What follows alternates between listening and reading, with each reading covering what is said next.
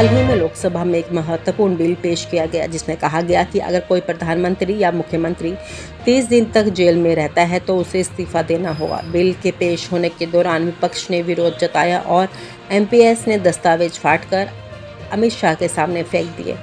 इस अप्रत्याशित स्थिति ने सदन में नियंत्रण बनाए रखना मुश्किल हो गया और स्पीकर ओम बिरला की भूमिका पर सवाल खड़े हो गए। सूत्रों के अनुसार प्रधानमंत्री मोदी को इस स्थिति में संतोष नहीं था और उन्होंने कोऑर्डिनेशन की कमी पर चिंता जताई। बिल पेश करने का घटनाक्रम। होम मिनिस्टर अमित शाह ने लोकसभा में बिल पेश किया। बिल का उद्देश्य था कि यदि कोई प्रधानमंत्री या मुख्यमंत्री किसी गंभीर अपराध में जेल रहे हैं तो उनकी कुर्सी स्वतः रिक्त मानी जाएगी। जैसे ही बिल पेश हुआ, विपक्ष के कई सांसदों ने इसका विरोध करना शुरू कर दिया। कुछ सांसद उठकर बिल के पन्ने फाड़कर सदन में फेंकने लगे। इससे सदन में असामान्य शोर शराबा और अराजकता फैल गई। स्पीकर ओम बिरला ने सदन में शांति बनाए रखने के लिए घंटी बजाई और एमपीएस को अपनी सीट पर लौटने का निर्देश दिया, लेकिन स्थिति नियंत्रण से बाहर थी। ओम बिरला की भूमिका और चुनौती। स्पीकर ओम बिरला की जिम्मेदारी थी कि वह सदन में शांति बनाए रखे और नियमों का पालन सुनिश्चित करे। हालांकि अप्रत्याशित हंगामे के कारण सदन में तनाव बढ़ गया। सूत्रों के अनुसार पीएम नरेंद्र मोदी ने ओम बिरला से इस घटना की समीक्षा मांगी और कोऑर्डिनेशन में कमी पर नाराजगी व्यक्त की। यह घटना दर्शाती है कि उच्च स्तरीय विधायिकी प्रक्रिया में भी अप्रत्याशित परिस्थितियां और चुनौतीपूर्ण परिस्थितियां उत्पन्न हो सकती हैं। विपक्ष और मीडिया की प्रतिक्रिया। विपक्षी दलों ने इस बिल को लोकतंत्र के खिलाफ बताया।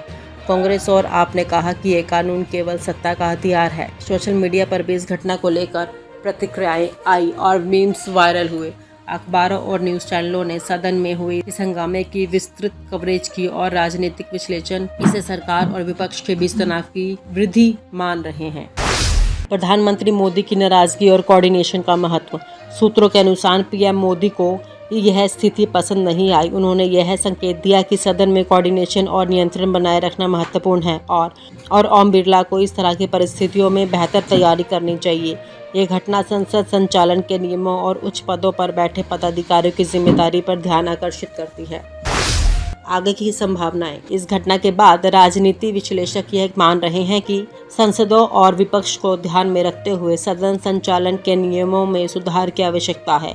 ओम बिरला की भूमिका और क्षमता पर चर्चा हो रही है। भविष्य में ऐसी घटनाओं से बचने के लिए बेहतर कोऑर्डिनेशन, पूर्व तैयारी और पारदर्शी प्रक्रियाओं की आवश्यकता होनी चाहिए। सदन में हंगामा और दस्तावेज फेंकने की घटना ने स्पष्ट कर दिया है कि विधायी प्रक्रियाओं में अप्रत्याशित घटनाओं से निपटना चुनौतीपूर्ण हो सकता है। ओम बिरला और अन्य अधिकारियों की भूमिका इस घटना से परखी गई। प्रधानमंत्री नरेंद्र मोदी की नाराजगी और कोऑर्डिनेशन पर ध्यान इस बात का संकेत है कि संसद संचालन में सुधार की आवश्यकता है। ये घटना लोकतंत्र की प्रक्रिया और उच्च पदों पर बैठे अधिकारियों की जिम्मेदारी को दर्शाती है। माननीय सभासदों, माननीय अध्यक्ष जी,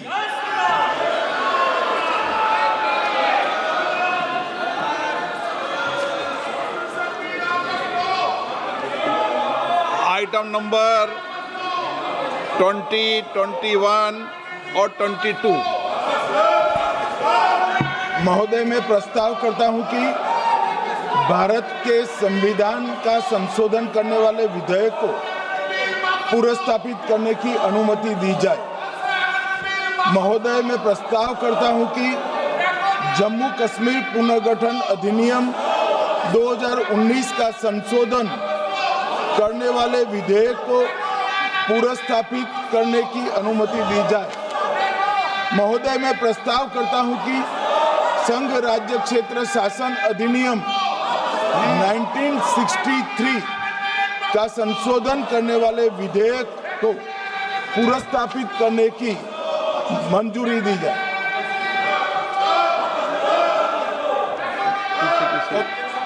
कर दिया। Shri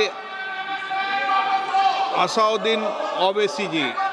Sir, I stand to oppose the introduction of J&K Reorganization Amendment Bill 2025, Union Territories Amendment Bill 2025, and the Constitution 130 Amendment Bill 2025, sir. Sir, this violates principle of separation of powers, due process, undermines the right of the people to elect a government. Sir, it gives executive agencies a free run to become judge and jury executioner based on flimsy allegations, suspicions, sir. Sir, only when an offence is proved beyond reasonable doubt, then only you can leave the post and the membership. But here a mere accusation, allegation, the punishment of losing one ministerial post will follow. Sir, Parliament democracy's chief ministers and ministers can only be removed through true means. First, executive prime minister can recommend their removal if the second council of ministers lose confidence of the legislature. Now this bill would empower the unelected executive bureaucracy to play the role of legislature. Sir, it undermines representative parliament democracy. This amendment would leave the minister and CM at the mercy of executive agencies. The severity of the amendment is not only in the fact that one loses their position if they are arrested, but even if they are detained. Detention and administrative action doesn't require offence to be made. Sir, the chief minister will not be able to accountable people. I want to know from the Honourable Home Minister, as he read Article 74(1), which says that the Council of Ministers headed by the Prime Minister to aid and advise the President who shall, in exercise of his function, act in accordance with such advice. Now this bill clearly violates 74(1). Sir, this is the 1933 Gestapo when Gestapo was found in Germany. This government is hell-bent on creating a police state. This will be a death knell and leash on elected government, sir. Indian constitution is being amended to turn this country into a police state. BNS 152, the Home Minister promised in this house that sedition would not be used. Section 316, Section 9 of BNS, PMLA Section 4, all these can be used to destabilize an elected government, sir. That is why I oppose the introduction of all these three bills. This is nothing but creating a Gestapo to ensure that our democracy does not survive. And may I tell the Honourable Home Minister, despite his promise on BNS 152 has been used against a senior journalist, Siddharth Vardhan, Assam also. That is why I oppose this introduction of three bills, sir. Thank you. Tiwari. Speaker, sir, I rise to oppose the introduction of these three bills under Rule 70(1) of the Rules of Procedure and Conduct of Business in the Lok Sabha. This bill is squarely destructive of the basic structure of the Constitution. अध्यक्ष महोदय, भारत का संविधान का जो मूलभूत ढांचा है वो ये कहता है कि कानून का राज होना चाहिए. There should be rule of law. और उस rule of law, कानून के राज की बुनियाद है कि आप बेगुनाह हैं जब तक आपका गुनाह साबित नहीं किया जाता. You are innocent until proven guilty. This bill stands that fundamental maxim of jurisprudence on its head. It makes an investigating officer the boss of the Prime Minister of India. The second ground on which I oppose this bill, it violates Article 21, the due process clause. FIR, arrest, charge sheet, and even framing of charge does not in any manner substantiate guilt. In fact, you plead not guilty only after charges are framed against you. This bill turns the fundamental jurisprudence of Article 21 on its head. Number 3, it distorts parliamentary democracy, which is again basic structure, by displacing will of the people through mere custody, bereft of judicial determination. अध्यक्ष जी, ये बहुत ही संवेदनशील विधेयक है. मेरे 2 बिंदु और हैं, मुझे कृपया. चौथा, on the fourth ground is it opens. Please, माननीय सदस्य, आप नियम 72 के तहत विरोध कर रहे हैं. अध्यक्ष जी, बिल्कुल. जब कभी बिल आपका सदन में आए, जब आप डिटेल में चर्चा करते, अध्यक्ष जी, अभी नियम 72 के विरोध के बाद सारांश बोलने की परमिशन दिए. जो रूल 72 है वो 2 चीज कहता है. एक लेजिस्लेटिव कॉम्पिटेंस, एक general opposition of the bill, जिसकी स्वीकृति आप दे सकते हैं. और क्योंकि ये इतना संवेदनशील विधेयक है, मैं आपसे ये विनती करता हूं इसके ऊपर पूरी चर्चा कराई जाए. मेरे सिर्फ 2 बिंदु और हैं. This bill, mister speaker, sir, एक मिनट. आपने कानून बात की तो कानून ये भी है कि 72 उसके बाद भी अलाउ करता हूं, लेकिन संक्षिप्त में। बिल्कुल संक्षिप्त में अध्यक्ष जी। आपको डिटेल में चर्चा मेरे सिर्फ दो बिंदु और हैं। This bill opens the door for political misuse by instrumentalities of the state whose arbitrary conduct has been repeatedly frowned upon by the Supreme Court.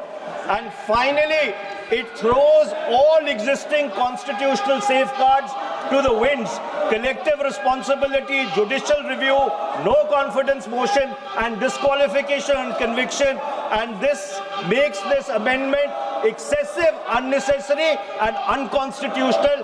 इसलिए मैं इन तीनों विधेयकों का पुरजोर विरोध करता हूं और गृह मंत्री से मैं ये आग्रह करना चाहता हूं कि ये तीनों विधेयकों को वापस लिया जाए। Shri N.K. Premachandran. Speaker sir, I strongly oppose the bill, 130th Constitutional Amendment Bill, as well as the other two bills I strongly oppose on 4 grounds. So the first ground is the bills are to be introduced according to the rules and procedure of the House. The bill is not circulated among the members. Yesterday after 1 o'clock we have received the copy of the bill, and I would like to know from the Honourable Minister, what is the undue haste and urgency in bringing such a constitutional amendment bill? What is the emergent need of having such a bill? That means the introduction of the bill itself is lacking bona fides. The bill is lacking bona fides. That is why I would like to say that this is with a mala fide intention to destabilize the opposition ruled states in various parts of the country. Number one. एक minute माननीय अध्यक्ष जी, प्रेमचंद्रन जी कह रहे हैं कि जल्दबाजी में लाया गया। इसका सवाल इसलिए नहीं उठता कि मैं इस बिल को संयुक्त समिति को सौंपने की दरखास्त करने वाला हूं। इस पर संयुक्त समिति जो राज्यसभा और लोकसभा पक्ष और विपक्ष सभी सांसदों की बनेगी, जो इस पर विचार करेगी और आपके सामने लेकर आएगी।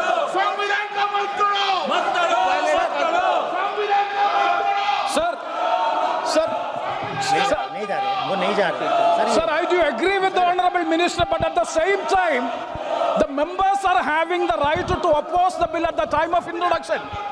This is the legitimate constitutional right of each and every member to oppose the bill at the time of introduction of the bill. That is being contained. That is the problem which I am trying to say. And the second one is that is disqualification. Shri Venugopal.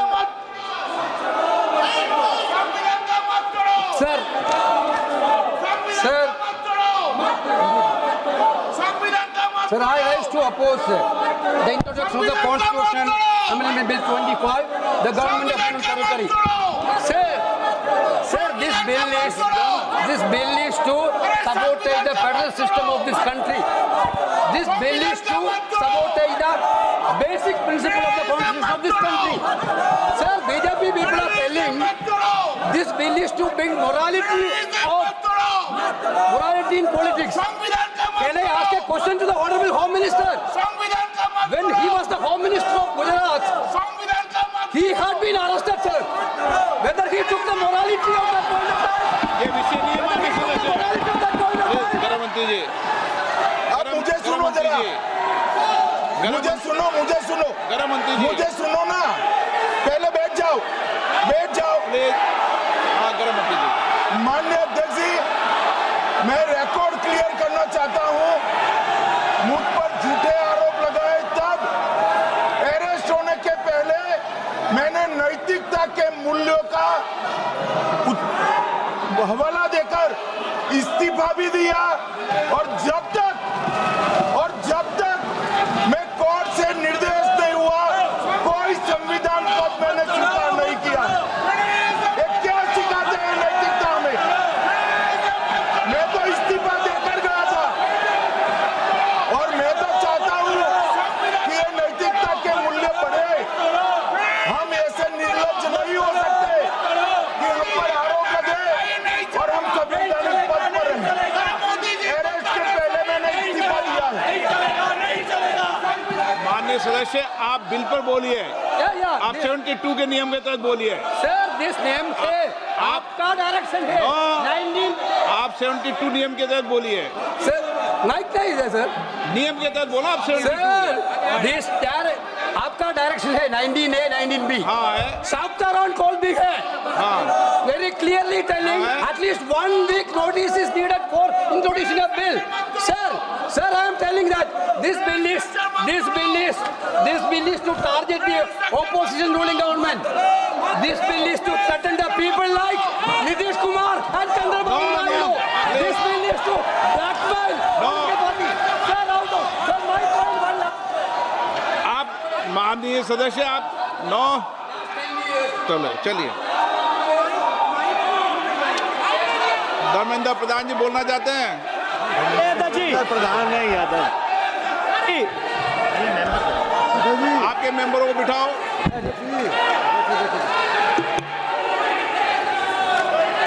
धन्यवाद अध्यक्ष जी। मैं ये जो तीनों के तीनों विधेयक आए हैं, संविधान का 130वां संशोधन विधेयक 2025, 1 मिनट, संघ राज्य विधेयक, देश देख रहा है आपको, संघ राज्य शासन विधेयक 2025, जम्मू कश्मीर पुनर्गठन विधेयक 2025, इन तीनों का माननीय अध्यक्ष जी अपनी पार्टी, अपने नेता आदरणीय अखिलेश जी की ओर से पुरजोर विरोध करता हूं।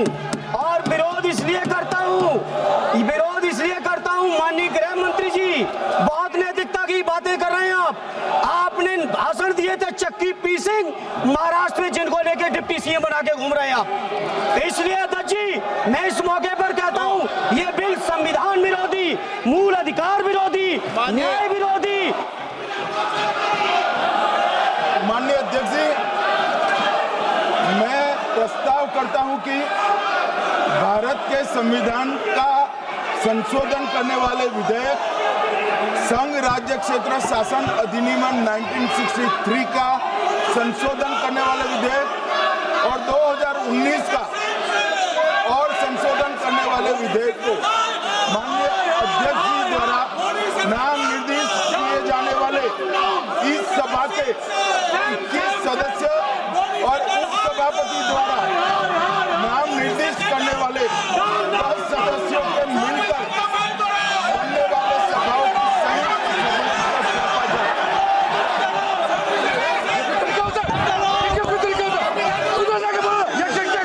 और आप हमसे जुड़े रहने के लिए सब्सक्राइब करें YouTube पर, फॉलो करें Twitter पर और लाइक करें Facebook पर। और ज्यादा जानकारी के लिए आपको टाइप करना होगा सिर्फ न्यूज़ नशा।